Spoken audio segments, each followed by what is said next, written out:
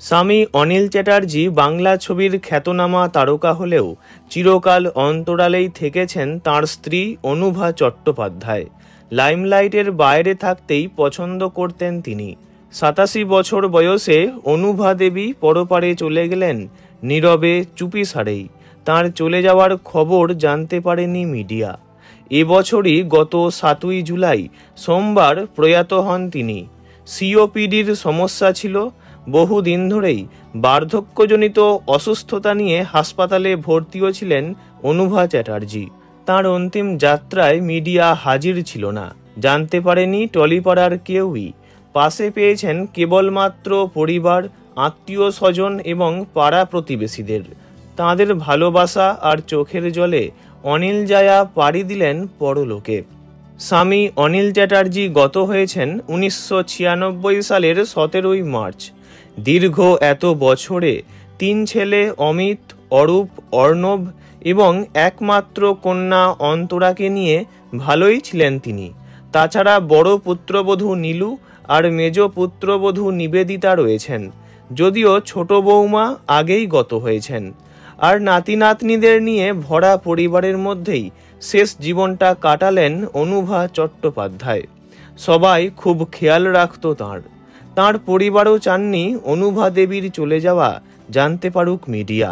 প্রসঙ্গত, অভিনেতা অনিল চট্টোপাধ্যায়ের সঙ্গে অনুভা দেবীর আলাপ হয়েছিল 1951 সালে।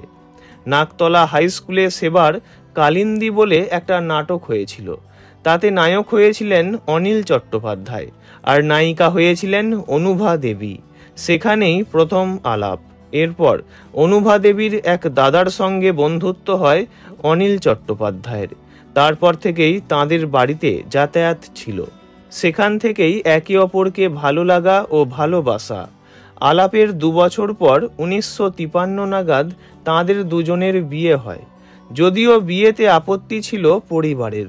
বাবার চেয়ে মায়ের আপত্তি ছিল বেশি।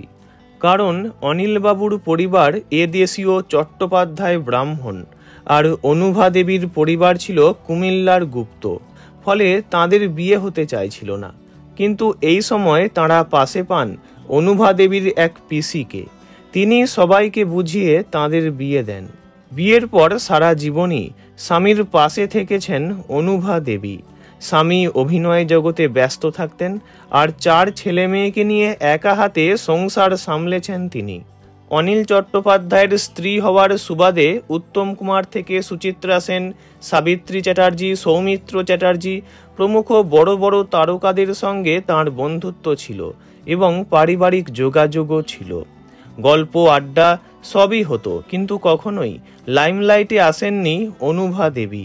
আড়ালেই থেকেছেন চিরটাকাল। এই ভিডিও দ্বারা ওনাকে জানাই আন্তরিক শ্রদ্ধা। ভিডিওটি এইটুকুই। বিনোদন জগতের সব রকম খবরাখবর জানতে চ্যানেলটি অবশ্যই সাবস্ক্রাইব করবেন। ধন্যবাদ।